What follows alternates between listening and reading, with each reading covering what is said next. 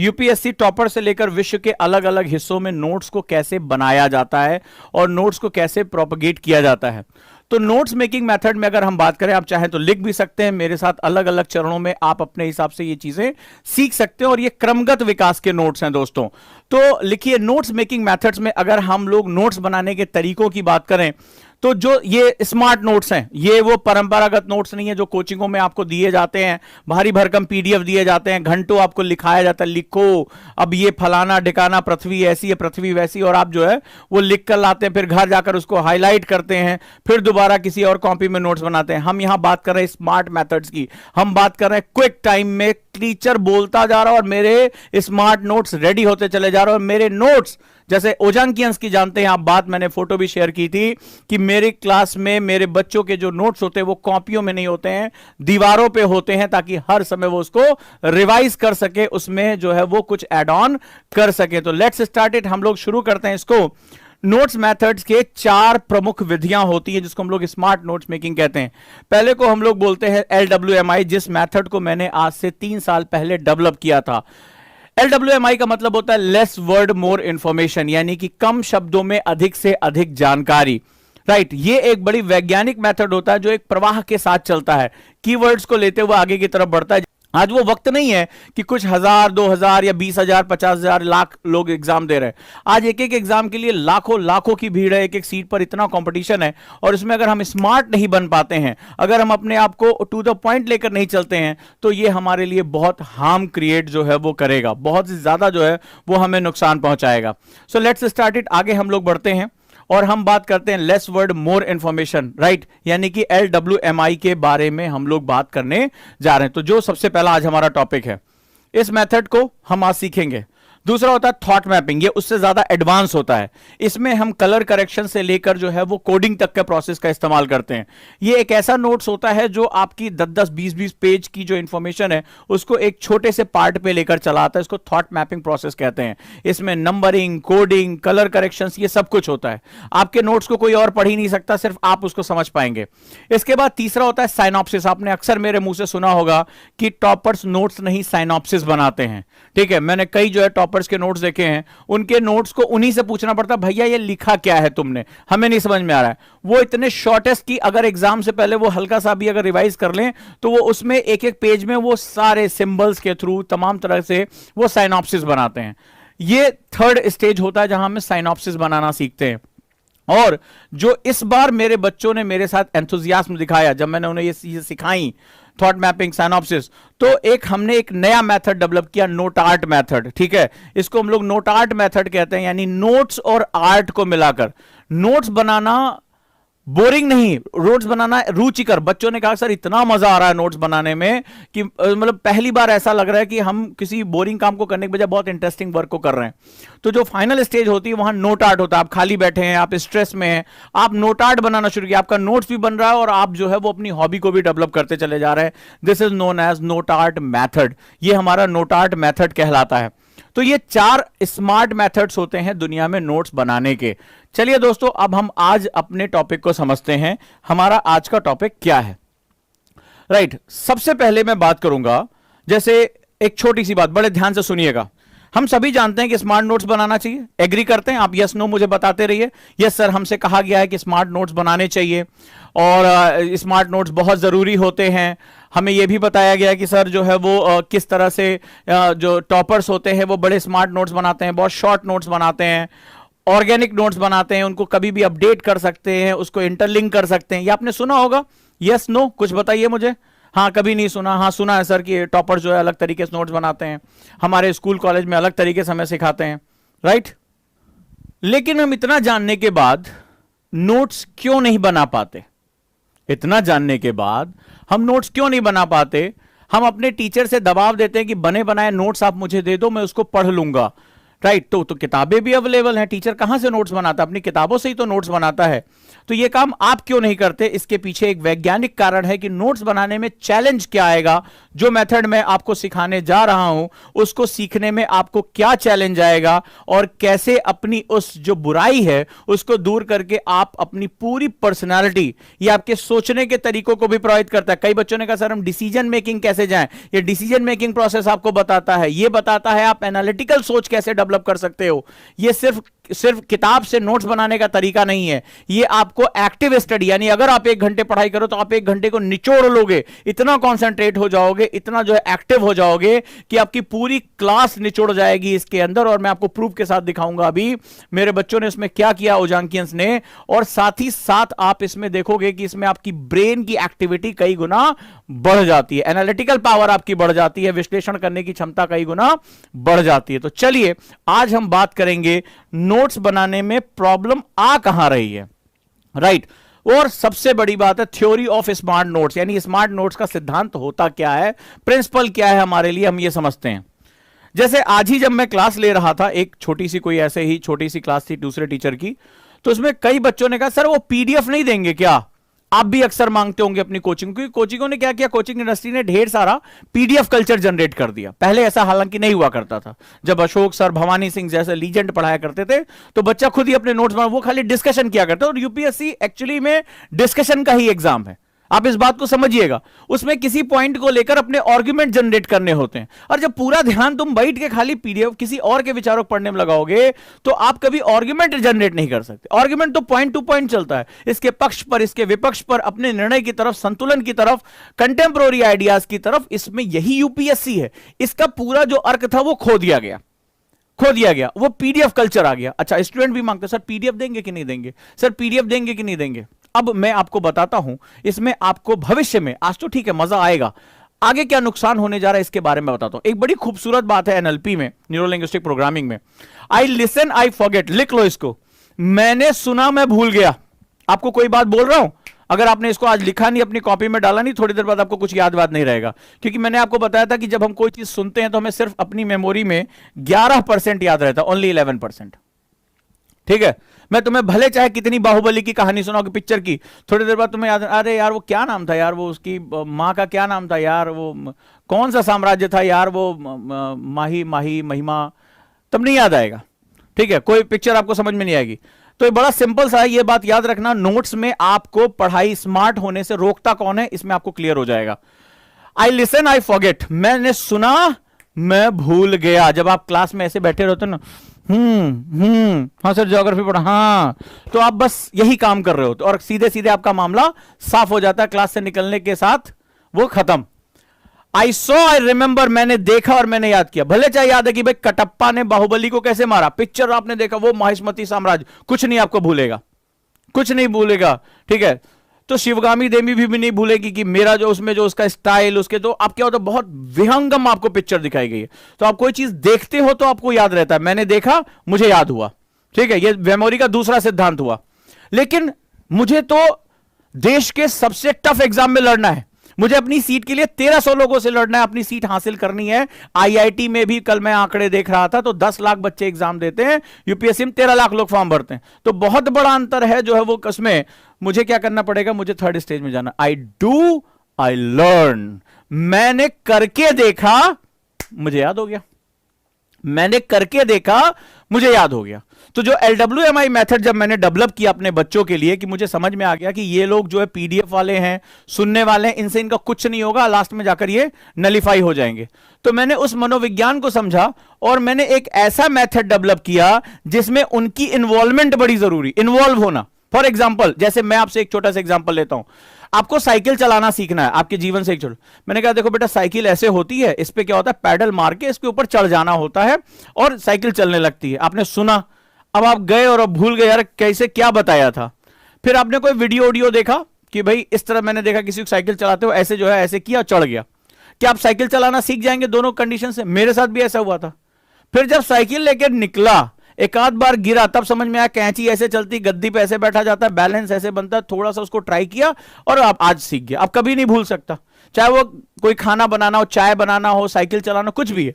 I do I learn, यह सिद्धांत memory का सबसे महत्वपूर्ण सिद्धांत है। अगर आप यह नहीं समझ पाओगे तो कभी भी स्मार्ट नोट्स नहीं बना पाओगे और कभी भी आप स्मार्ट स्टूडेंट, टॉपर स्टूडेंट्स में शामिल नहीं हो पाओगे। यह बात याद रखना। टॉपर से मैं जितने भी लोगों से मिला, आपको पता है मैं लबासना गया था पर्सनली, जो है 50-60 आईएएस ऑफिसर से मिला, अक्सर फोटो वोटो डालता रहता हूं मैं, ये तमाम जो है मेरे संपर्क में है। तो इसमें क्या, वो एक कॉमन नेचर है कि वो किसी के बने बनाए या जो है वो दिए गए नोट्स पे वो डिपेंडेंट नहीं रहते, उसको वो अपनी भाषा में, अपनी स्टाइल में वो क्रैक करते हैं, उनकी सबसे खास बात है। तो मेरी इस बात को याद रख, ये नहीं समझोगे तो आगे नोट्स बनाने का कोई मेथड नहीं है। हमारा जो स्टूडेंट आज की डेट में वो जो कट कॉपी पेस्ट मटेरियल चाहता है, वो जो किसी और की मेहनत पे एंजॉय करना चाहता है, वो जो पैराशूट स्टूडेंट है, वो कहता है सर प्लीज मैं ये सब काम नहीं करूंगा। मेरे साथ भी आज हुआ, जैसे आज की घटना हुई, वो बच्चे ने कहा सर वो पीडीएफ, LWMI नोट्स पे मैं क्लास पढ़ा रहा था और उस पर भी वो कह रहा है कि वो बताइए सर पीडीएफ देंगे कि नहीं देंगे।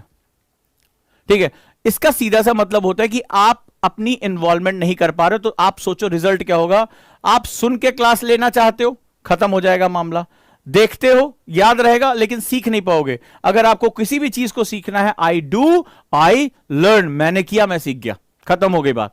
सो जो मैं स्मार्ट मेथड ऑफ नोट्स बना रहा हूं वो ये है basically, it needs your involvement. If you are unable to, अगर आप विलिंग नहीं हो अपनी इन्वॉल्वमेंट देने के लिए, इस क्लास को क्विट करो और यहां से चले जाओ। चले जाओ, जैसे नोट्स बना रहे थे वैसे बनाते रहना, समय बीतता जाएगा, आपके अटेम्प्ट खराब होते जाएंगे।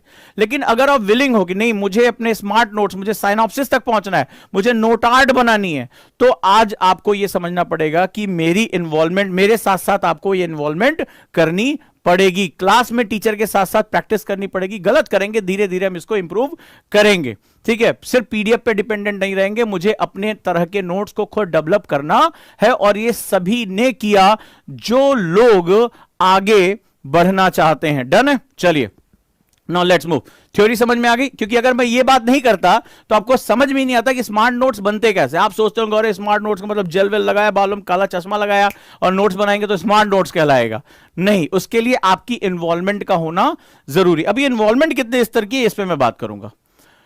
अब सबसे पहले समझते हैं कि नोट्स बनाने में जो आप परंपरागत नोट्स बनाते हैं, वो जो लाइन बाय लाइन बड़े बड़े पैराग्राफ लिखते हैं। एक बच्चे ने कल मुझे फोटो भेजी थी व्हाट्सएप पे, बाप रे बाप इतना लंबा पैराग्राफ लिखा था। मैंने कहा लिख तो दिया, पढ़ोगे कब, पढ़ोगे कब। मैं प्रैक्टिकल एग्जांपल दे रहा हूं। मैं एक जगह पढ़ाने गया था तो एक बच्चा इतना खूबसूरत नोट्स लेकर आया था, मैं अक्सर उसको क्लास में भी बोल चुका हूं, इतना खूबसूरत नोट्स, मतलब देख के ज्योग्राफी का मजा आ गया। 3 दिन तक उसने कहा 3 दिन मेहनत करके नोट्स बनाया। मैंने उसमें एक सिंपल सा क्वेश्चन बोला, बताओ ये नदी कहां से निकल रही है, इसका ट्रिब्यूटरी कौन सी है।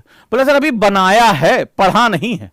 मतलब तुमने 3 दिन इतना समय लगाया खूबसूरत बनाने, लेकिन तुम्हें पता ही नहीं उसमें क्या लिखा है। तो यूपीएससी कहता है जो तुम्हारे दिमाग में वो मेरा, तुम्हारी कॉपी से उसको कोई लेना देना नहीं है। ठीक है, तो अब यहां पर जो सबसे बड़ी गलतियां होती, मेजर मिस्टेक, बिगेस्ट मिस्टेक जो होती है नोट्स मेकिंग में, वो क्या होती है। नंबर 1 सबसे बड़ी बात, हम ज्यादातर नोट्स पैराग्राफ में बनाते हैं।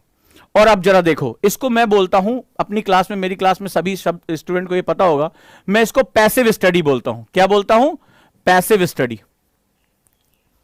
और रिपोर्ट्स कहती हैं, स्टडी कहती है 94% स्टूडेंट यही वाली स्टडी करता है। पैसिव स्टडी क्या होती है, टीचर कुछ बोल रहा है, हाँ बेटा ये देखिए ये जो पृथ्वी है इसमें ऐसी ऐसी चीजें हैं, और आप ऐसे थोड़ी देर में देखो, ध्यान से ऐसे देखते हो, ऐसे देखते रहते हो, फिर आंखें थोड़ी सी 15 मिनट बाद वो लोरी सी सुनाई पड़ती, फिर आंखें थोड़ी सी डब डब डब डब होती, फिर ऐसे, फिर अच्छा अच्छा टीचर देख रहा है। ठीक है, फिर थोड़ा सा कोशिश करते हो, फिर आंखें ऐसे ऐसे ऐसे होती हैं। ठीक है, ऐसे ही होता है मोस्टली। थोड़ी देर बाद आपको क्लास में क्या होता है, आपको नींद आने लगती है, क्योंकि आपकी बॉडी जैसे ही 10-11 मिनट के बाद आपकी बॉडी शिथिल हुई, आपके जो है वो एक आपके सिंबल चला जाता है, हर चीज का साइंस है, वो तुरंत बताएगा कि आप रिलैक्स अवस्था में हो। तो रिलैक्स अवस्था का सिंबल जैसे ही जा रहा है, आपकी जो स्पाइन है धीरे धीरे आप ऐसे लुढ़कना शुरू होते हो, ऐसे सिकुड़ना शुरू होते हो, तुरंत ये होता है कि now it is time to recovery the cell. आप जो है वो आपकी बॉडी में ऑक्सीजन सप्लाई लानी है, सेल्स को रिकवर करना, और आपको धीरे धीरे नींद आने लगती है। और आपका ब्रेन जो है सलगिश हो जाता है, आपकी जो ब्लड सप्लाई है वो इंटरनल ऑर्गन्स की तरफ चली जाती है, जबकि आपके दिमाग को सबसे ज्यादा ब्लड सप्लाई की आवश्यकता, ऑक्सीजन की आवश्यकता पड़नी चाहिए जब आप एक्टिव होते हैं। 20% ऑक्सीजन अकेले ले लेता है ये।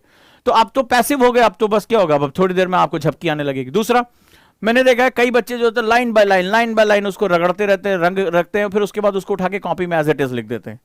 तो सबसे बड़ी बात होती है, पैराग्राफ में आप लिखते हो, नॉन इन्वॉल्वमेंट होती है, इसमें आपका कोई इन्वॉल्वमेंट होता है। आपने कई बार नोटिस किया होगा, ईमानदारी से मुझे बताइएगा, कि आप जब नोट्स बना रहे होते तो आपको यह भी नहीं पता होता है कि हम क्या लिख रहे हैं। आज आप उठे बिपिन चंद्रा, उसमें लिखते चले जाओ, हाँ हाँ हाँ, उसमें आपके दिमाग में कुछ और चल रहा है। कई लोग तो गाना वाना कान में लगा लेते हैं, नोटिस किया कि नहीं, सॉन्ग्स लगा लेते हैं कि सॉन्ग्स भी सुन रहे हैं, या बगल में यूट्यूब पे कोई गाना चला लिया और उसमें जो है वो बना रहे हैं। आप यूपीएससी का नोट्स बना रहे हैं भाई मेरे, आप अपने जीवन के सबसे इंपॉर्टेंट नोट्स बना रहे हैं, और आपके बहुत सी चीजें चल रही, गाने भी चल रहे हैं, हाँ या ना मुझे बताते रहिएगा। ईयरफोन लगा लिया, गाने चला लिए और उसमें लिखते जा रहे हैं। कई बार जो है वो बस मैं बहुत पढ़ रहा हूं, आज मैंने 6 घंटे नोट्स बनाए, अपने आप को बताते हैं, और उस नोट्स में क्या लिखा है आपको पता ही नहीं है। वो किताब से आप कॉपी में लिख के, वो इससे अच्छा बेचारे पब्लिशर ने उसको प्रिंट करके रखा था, उसको वहीं रहने देते। ठीक है, होता है कि नहीं होता है, राइट? मुझे बताइएगा, अगर ये चीजें, ये मैंने आपके जीवन से मैंने स्टडी करके निकाली है। ईयरफोन लगा लिए, गाने पे ध्यान है, अच्छा ना मिलो तो हम बेचैन हो जाएं, इस तरह के गाने बज रहे हैं, आप बड़ा खुश हैं उसके साथ, हनी सिंह के गाने सुन रहे हैं, मस्त उसके गाने गुनगुना भी रहे हैं, नोट्स भी बना रहे हैं। जबकि द वन थिंग में जो है वो राइटर ने लिख लिया है कि हम 2 काम एक साथ कर ही नहीं सकते, हमारा दिमाग सिर्फ एक जगह कॉन्सेंट्रेट। कॉल न्यूपोर्ट ने डीप फोकस में लिखा है कि you need a very focus approach for the 45 minutes.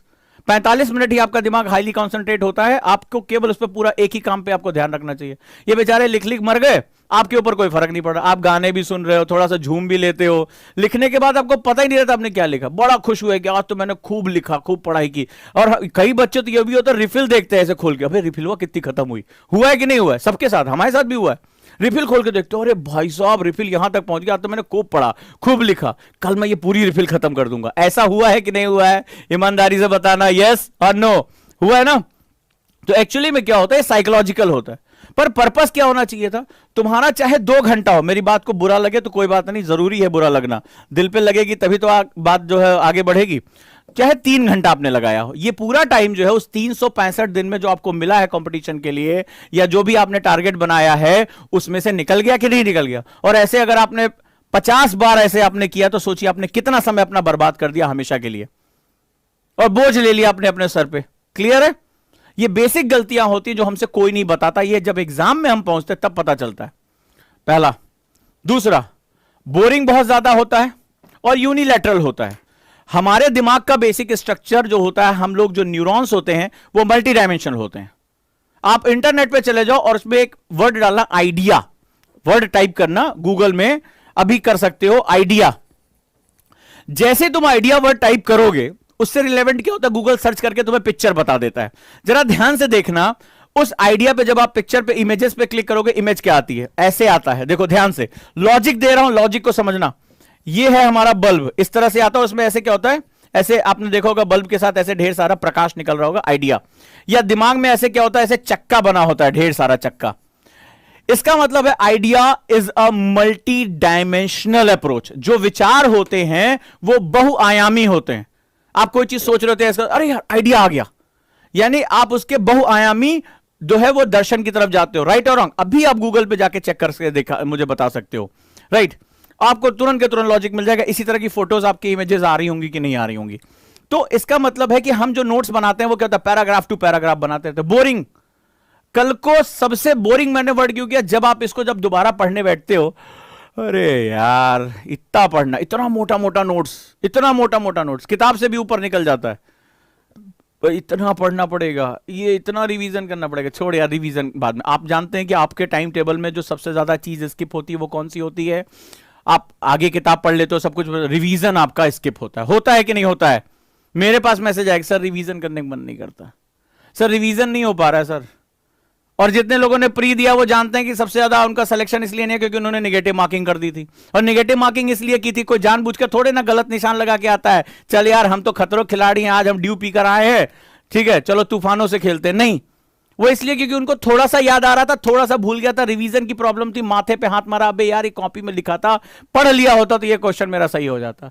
Right और रॉन्ग मुझे बताते जाओ, जहां जहां मैं सही हूं यस लिखकर मुझे बताते रहो कि हाँ सर बिल्कुल सही कह रहे हो, पकड़ ली है नब्ज आपने, इलाज अब बता देना डॉक्टर साहब। चलिए अगला क्या होता है, जो सबसे बड़ी प्रॉब्लम है, जो टॉपर्स इसको इसीलिए अवॉइड करते हैं, वो होता है ये स्टैटिक इन नेचर, इनऑर्गेनिक होता है, सबसे बड़ी प्रॉब्लम है। यानी जैसे फॉर एग्जांपल, अब जरा ध्यान से समझो, आपने एक मोटी सी कॉपी ली और आपने लाइन बाय लाइन ऐसे लिखा, खूब दबा के, नोट्स ऐसे बनाते हो ना, बहुत अधिक होगा, पैराग्राफ चेंज कर दोगे या पॉइंट्स में लिख दोगे। अब हुआ क्या, आज आपने पर्यावरण के बारे में लिखा, फॉर एग्जाम्पल कुछ भी आ गया, जैव विविधता के बारे में आज आपने नोट्स में, बड़े मेहनती हैं आप। अब आज से, चूंकि प्रक्रिया ऐसी तो है नहीं कि आज नोट्स बनाओगे कल एग्जाम देके चले आओगे, प्रक्रिया साल, 1.5 साल, 2 साल आपको टाइम लगना है। अब क्या हुआ, आज से 1 साल बाद, 1 वर्ष बाद, अब कुछ बहुत इंपॉर्टेंट रिलेवेंट कोई सम्मेलन हुआ, कुछ उसमें बड़े डिसीजंस लिए गए, भारत की इन्वॉल्वमेंट उसमें हुई, भारत ने बड़े अच्छे इनिशिएटिव लिए उसमें। अब ये उसी से जुड़ी एक खबर है। मुझे बताओ कि जब तुम ये लाइन बाय लाइन बनाओगे तो क्या इसमें वो इंफॉर्मेशन ऐड कर पाओगे? मुझे आप बताओ, क्या इंफॉर्मेशन बड़ी हो सकती है, एनालिटिकल हो सकती है, कॉम्प्लेक्स हो सकती है?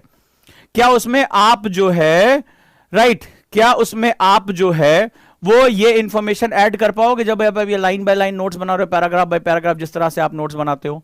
जोड़ पाओगे? नहीं ना, नहीं जोड़ पाओगे। कहां जोड़ोगे, जगह ही नहीं है।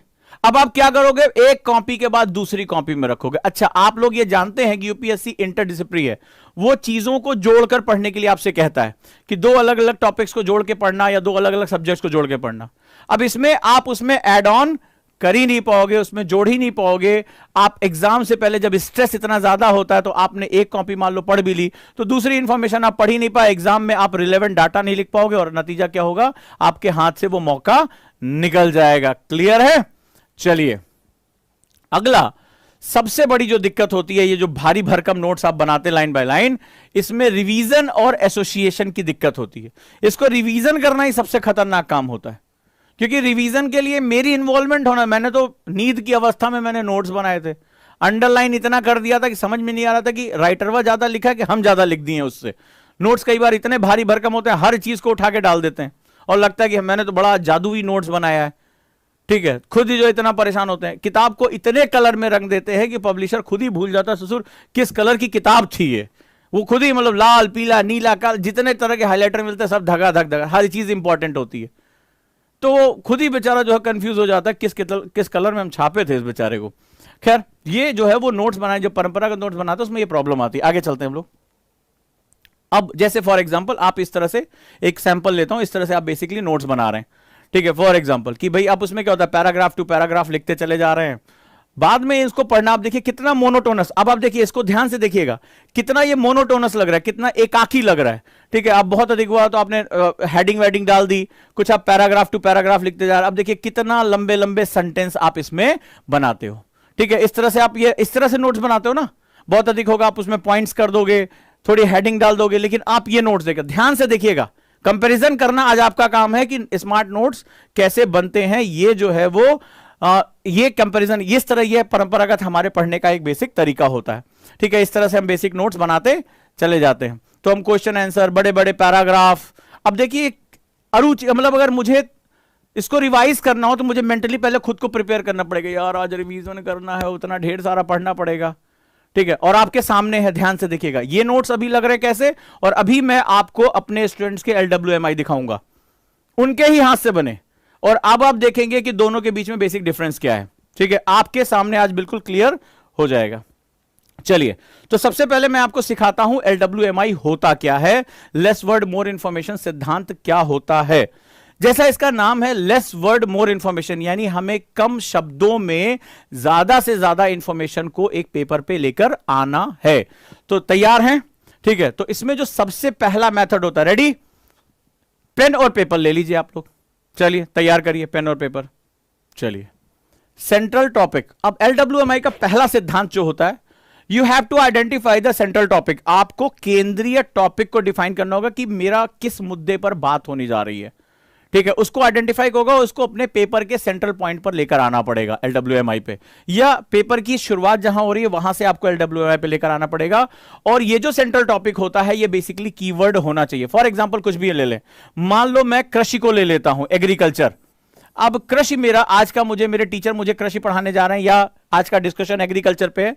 सो agriculture is my theme point, इसको थीम भी बोलते हैं, सेंट्रल पॉइंट भी बोलते हैं, या सॉइल हो सकता है, इंटीरियर ऑफ द अर्थ हो सकता है, कृषि में समस्याएं हो सकती हैं, किसान आत्महत्या हो सकता है। जिस भी टॉपिक पे मैं बात करने जा रहा हूं वो मेरा थीम पॉइंट है, और मुझे पूरे सेगमेंट्स को इसी के आसपास रन करना है। क्लियर है? पहला हमारा पॉइंट जो है वो निकल कर आ गया।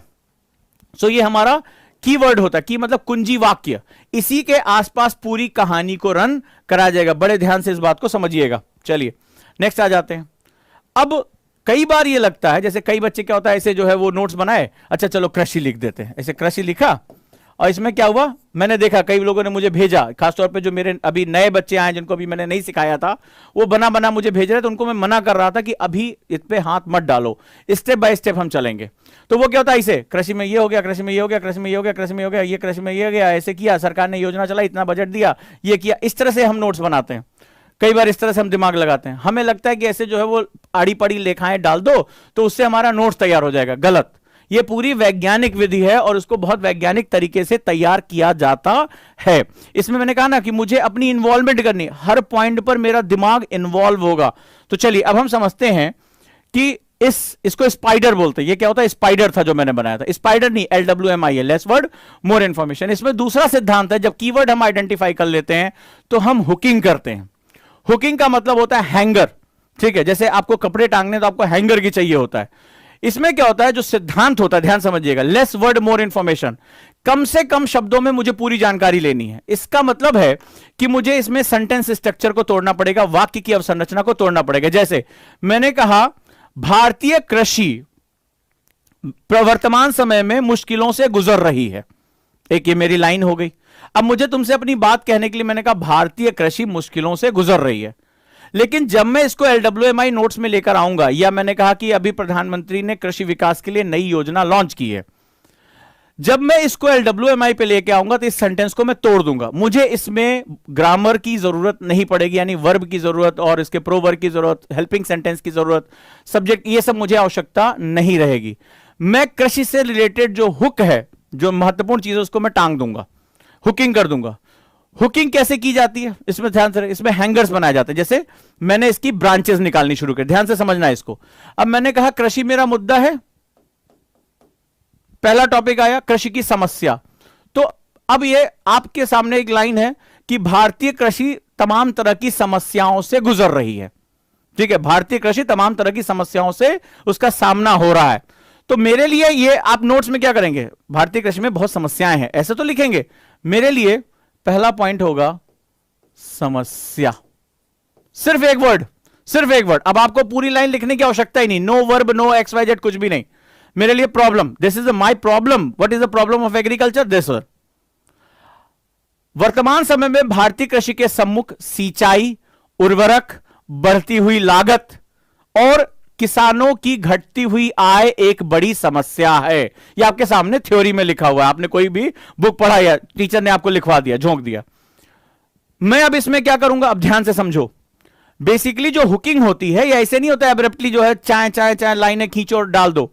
ये हुकिंग फ्लो के हिसाब से होती है, बहुत ही महत्वपूर्ण होता है। मेरी क्लास में जितने भी बच्चे जानते होंगे कि हम एक के बाद एक के बाद एक के बाद लॉजिक पे हम उसको फ्लो बनाते हैं, इसको प्रवाह बोलते हैं। यानी कि मेरे थॉट्स का प्रवाह, इसी में आपकी इन्वॉल्वमेंट होती है। आपका दिमाग जो है वो सोचता रहना चाहिए, अगला पॉइंट मेरा क्या है, मैं इस बड़े सेंटेंस को छोटे बिंदु में कैसे तोड़ूंगा, अगला मेरा क्वेश्चन क्या होगा। इसका सवाल का जवाब दिया IAS टॉपर अदापा कार्तिक ने, जिन्होंने UPSC को टॉप किया था। उन्होंने कहा कि मैं जो ये फ्लो होता है वो निम्नलिखित तरीके से अपने नोट्स में डालता हूं। जब उनका सेमिनार जो है अवेलेबल था, तो उनके सेमिनार में वो उन्होंने एक बात कही कि मैं जो टॉप, उनसे पूछा गया टॉप करने के पीछे का सबसे बड़ा जो कारण था, कैसे आप इतने कम समय में, क्योंकि वो मेडिकल डॉक्टर भी थे और मेडिकल की वो तैयारी भी कर रहे थे, हार्वर्ड उनके फावन का कि आप हार्वर्ड जाके पढ़ाई करेंगे, उनका नहीं, मुझे UPSC देना है। तो उन्होंने कहा कि मैंने कुछ, ये जो फ्लो है, ये प्रवाह है, ये जो किसी भी इंफॉर्मेशन को निकाल लेने के, मैंने कुछ चीजों का प्रयोग किया। फ्लो को तैयार करने के लिए मैंने कुछ बेसिक क्वेश्चन पूछे, ध्यान से इसको समझना। मैंने कुछ बेसिक क्वेश्चन पूछे, जैसे व्हाट क्या है, whom किसका है, वेयर कहां है, why क्यों है, ठीक है, who यानी किसका है, तो ये अब जो है कौन है इसमें। तो ये जो कुछ क्वेश्चंस होते हैं, क्या, क्यों, कैसे, कब, कहां, किसके लिए, ये हम अपने जीवन में अक्सर करते रहते हैं ना। तो सवाल है कि इसको प्रवाह में तय कर दो, ठीक है। इसको हम लोग बोलते हैं लॉजिकल क्वेश्चन अरेंजमेंट, यानी कि जो लॉजिकल क्वेश्चन है उनको यहां पर सेट कर दो, प्रवाह आपका तय हो जाएगा। जैसे कृषि समस्या क्या है, अब समस्या क्या है लिखने की मुझे जरूरत, क्योंकि मेरा notes I do I learn, मैंने किया ना भाई मेरे, तो मुझे पता है इसका मतलब क्या है। तो समस्या क्या है, मैंने कहा सिंचाई भाई, मैंने कहा उर्वरक फर्टिलाइजर, मैंने कहा अगला मुझे क्या है कि भाई लागत बढ़ रही है, लागत। अब मैंने कहा बढ़ती हुई लागत एक समस्या है, आपकी कॉपी में लिखा हुआ है या आपकी किताब में लिखा हुआ है। मैंने कहा लागत बढ़ती हुई। अब ये मेरा नोट्स है यार, खत्म हो गई बात, ये मेरा नोट्स है। लागत के ऊपर प्लस साइन, लागत बढ़ रही है, लागत बढ़ रही है, हो गया मेरा काम। तो मैंने समस्या को आइडेंटिफाई कर लिया। पूछ रहा है समाधान क्या होगा, आगे पूछा गया इसके समाधान के लिए सरकारों को प्रयास करना होगा, कृषि मंडी बनानी होगी। ठीक है, तो समाधान क्या होगा, कृषि मंडी हो गई, सरकार को धन उपलब्ध कराना पड़ेगा, ऋण देना पड़ेगा सस्ता। ठीक है, ये सारे जो है वो जमीन को उर्वरक करना पड़ेगा, फलाना ठिकाना, जो भी समाधान दे रहा है। अब आप देखिए उतने बड़े स्ट्रक्चर को मैं सिर्फ 3 लेयर में लेकर आया, सिर्फ 3 लेयर के अंदर। बस क्या हुआ, मैं सो नहीं रहा था, मैं अब गाना सुन के नोट्स नहीं बना सकता, ये एक खतरा है। तो जो आपके स्पॉटिफाई और जो आपके गानों की पूरी प्लेलिस्ट है वो आपकी बेकार हो जाएगी, इतना खतरा मौजूद है। लेकिन इसमें अब आपको इन्वॉल्व होना पड़ेगा। अगला क्वेश्चन मेरा क्या होना चाहिए, इसका फ्लो क्या होना चाहिए, ये लॉजिकल वे में कि मैं एक के बाद एक बढ़ता चला जाऊं और मुझे सारा प्रोसेस अपने आप पता चल जाए, सारा प्रोसेस अपने आप पता चल जाए। मैं लॉजिक, इसके बाद भी आप लॉजिक लगा सकते हैं। अभी आपको मैं दिखाऊंगा मेरे स्टूडेंट्स के जो लॉजिक इसमें कैसे कैसे इसमें प्रयोग हुए हैं। क्लियर है? तो these are the logical way. इसको हम लोग बोलते हैं यानी हुकिंग करना, हैंगर्स बनाना, फ्लो क्रिएट करना। लिखते जाओ, फ्लो क्रिएट करना, क्वेश्चंस के बेस पे फ्लो क्रिएट करना, इसको हम लोग LWMI नोट्स के नाम से जानते हैं। डन? और ये प्रश्न ये ऐसा नहीं हैपहजार्डली लाइनें खींचते चले गए। अब जैसे मैं आपको दिखाता हूं, अब आप ये देखिए कि एग्रीकल्चर, जो भी मेरा स्टूडेंट मुझे पढ़ा होगा जानता कि एग्रीकल्चर पे मेरा रिसर्च है, मेरे बहुत डेप्थ है और मैं नॉन स्टॉप जो है बोलता हूं, चाहे नीति आयोग के आंकड़े हो चाहे जो भी हो। अब ये पूरा लेक्चर है 2 घंटे का, पूरा लेक्चर है, पूरा 2 घंटे नॉन स्टॉप। और जो भी मेरे क्लास में रहूंगा, अभी आप देखते हैं मैं ब्रेक ले ही लेता हूं, मैं नॉन स्टॉप बोलता रहता हूं और उसमें थॉट्स को एक दूसरे के साथ लिंक करता हूं। अब आप देखिए जो है ये बच्ची है हमारी, उसका ये नोट्स एग्रीकल्चर, ये हो गया उसका सेंट्रल पॉइंट। और इसने जब शुरुआती दौर में इसने बनाना शुरू किया था, शुरुआती दौर में, तो इसने जो है जब सीखना शुरू किया तो इसने इसके लॉजिक जो है वो पूरे बनाने शुरू किए। अब आप देखिए ये क्या है, ये प्राइमरी एक्टिविटी है। ठीक है, this is the primary activity. तो कृषि क्या है, एक प्राथमिक क्रिया है, सबसे पहला हमें इकोनॉमी में सिखाया जाता है। ठीक है, अब ये प्राइमरी एक्टिविटी किस पर निर्भर है, कहती है इसमें, जिसमें इसने लाइन लिखा कि इसमें 3 फैक्टर सबसे इंपॉर्टेंट, कहता है फेवरेबल टोपोग्राफी, यानी कि जो मिट्टी या जो ढाल है वो सही होनी चाहिए। दूसरा, वहां की जो मृदा उच्चतम गुणवत्ता की होनी चाहिए और जलवायु बहुत महत्वपूर्ण होनी चाहिए। फिर अगला कहते हैं कि ये एरेबल लैंड्स के अंतर्गत आती है। फिर कहते हैं कितने प्रकार की कृषि होती है, देखो यहां लिखा टाइप्स। ठीक है, टाइप्स, तो कहता है कि विटिकल्चर, सेरिकल्चर, पिसिकल्चर, हॉर्टिकल्चर, इसने सारा अपना दिया। अब इससे संबंधित क्या आउटपुट है, अब आप सोच के देखिए, ये 2 घंटे से ज्यादा का लेक्चर है और ये सामने दीवार पर है। इसको समझिए, ये बेसिक, अभी इसका एडवांस भी दिखाऊंगा। इसका एडवांस इन लोगों ने, ये बेसिक जब उन्होंने मेरे साथ सीखा तब ये इसको जो है वो जब आगे लेकर गए तो ये वर्ड्स भी हटा दिए इन्होंने। इसमें सब कुछ उन्होंने डाला, types of farming, major crops, problem in India, solution क्या क्या होगा, पूरा सॉल्यूशन एक साथ। अब मुझे इस पर चाहे निबंध लिखना हो, चाहे मुझे मेंस का आंसर लिखना हो, चाहे मुझे शॉर्ट आंसर लिखना हो, भाई इसमें मैं कोई भी इंफॉर्मेशन उठा सकता हूं। और ये उठाकर इन्होंने दीवारों पे चिपका दिया। इन्होंने, मैंने बोला कि आप सामने दीवारों पर सारे पोस्टर वोस्टर हटाओ, सिर्फ और सिर्फ नोट्स रखो। अब मैं ब्रश भी कर रहा हूं, बाल भी झाड़ो, चलो एक बार रिवीजन मार देते हैं, सामने मेरी आंख के, मैंने रिवीजन मार दिया, मेरे दिमाग में आ गया। अब क्या हुआ, आज से कुछ दिन बाद एक कोई बहुत अच्छी इंफॉर्मेशन है, ध्यान से समझना मैं क्या कह रहा हूं। मान लो सरकार ने अभी कोई नई पॉलिसी लॉन्च की, पिछले वाले कोर्स में था कि मुझे ऐड ऑन करने में मेरी ऐसी तैसी हो जाती। अब इसमें जो है, मान लो सरकार ने अभी सिल्क के खेती पर कुछ इन्होंने नया इनोवेशन किया, सरकार ने एक योजना चला दी। मुझे पता है कि मैंने सिल्क के ऊपर यहां लिखा और मैं गया और मैंने एक लाइन ड्रॉ करते हुए उस योजना का नाम यहां ड्रॉ कर दिया, खत्म। मेरा, मुझे कोई अलग से नोट्स नहीं बनाना, मेरा इसी के अंदर मेरा काम हो गया। अभी सरकार ने क्या किया, प्रॉब्लम्स इन इंडिया में मान लो सॉल्यूशन दे रहा है, तो सॉइल हेल्थ एनहांसमेंट में अभी सरकार ने बजट में जो है एक मेजर जो है वो एक मोबाइल वैन एक लॉन्च की है कि वो जाकर देख सके। मैंने गया और मैंने यहां पर हाल ही में हुआ, मैंने स्टार मार्क कर दिया कि मतलब ये करंट अफेयर्स का पार्ट है। अभी आज ये खबर आई है कि जो है सरकार ने एक मोबाइल वैन लॉन्च किया, इसके लिए इतना पैसा दिया है, या पीएम किसान स्कीम में सरकार ने इसमें जो है वो एक नई स्कीम लॉन्च की, मैंने इसमें उठा के जोड़ दिया। मुझे अलग से कोई नोट्स नहीं बनाने, क्या स्मार्ट तरीके से नोट्स मेरा अपडेट होता चला जा रहा है। मजा आया इसमें। ये मेरी स्टूडेंट है नियति, उसका जो है ये नोट्स है बेसिक, ऐसे बॉस अभी तो नोट देखते जाओ, मजा आएगा। अब ये नोट्स देखो, LWMI के, अब थोड़े दिन और बीते, अब ये टॉपिक जानते हो क्या है? इकोनॉमिक्स का टॉपिक है, इकोनॉमिक्स का टॉपिक है। अब देखो हम लोग कैसे बात करते हैं।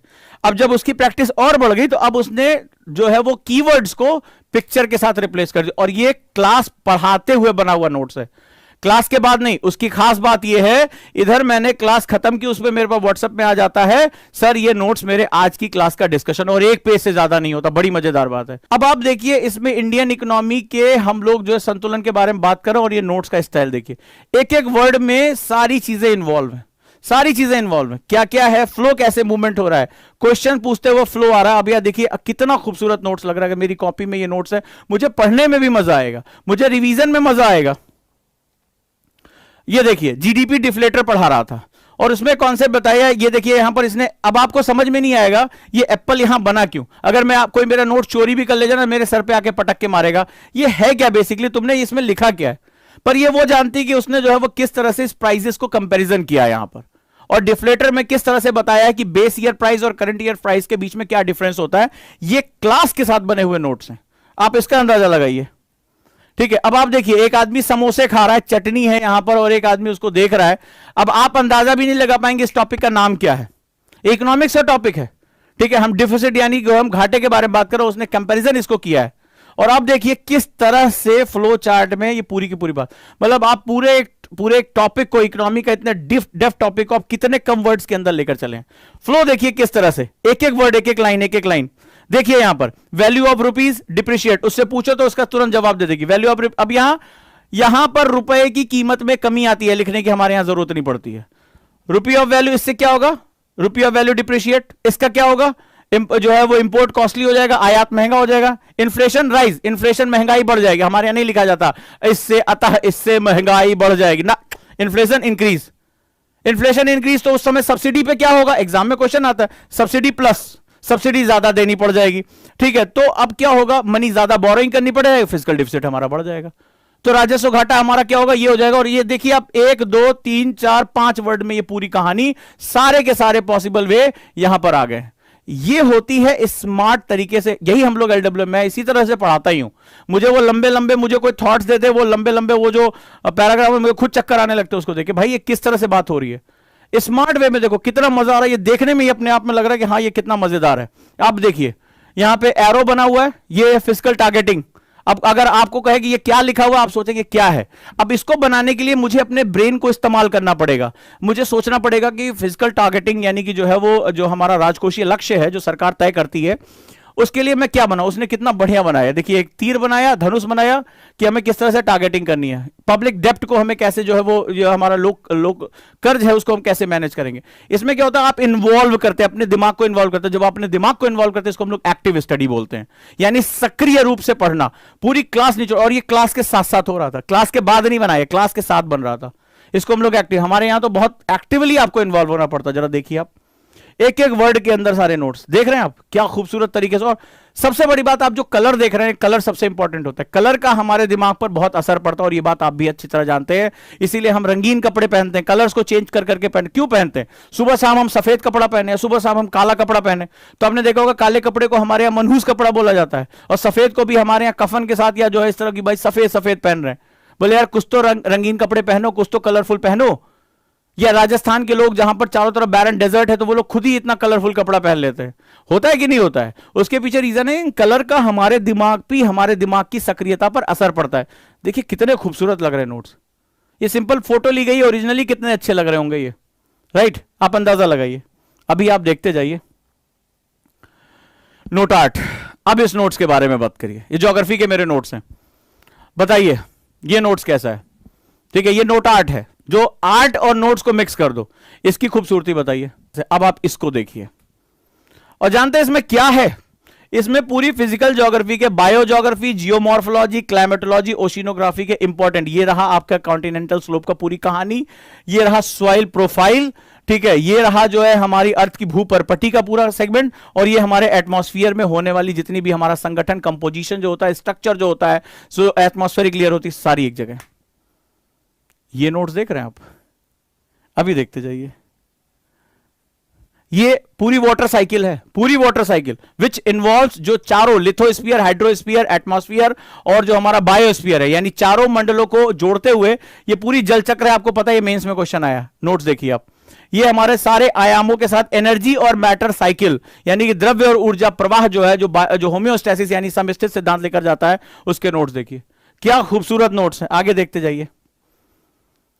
ये सीजन्स हैं, फेनोमेनन ऑफ सीजन्स, किस तरह हमारे यहां मौसम में बदलाव होता है।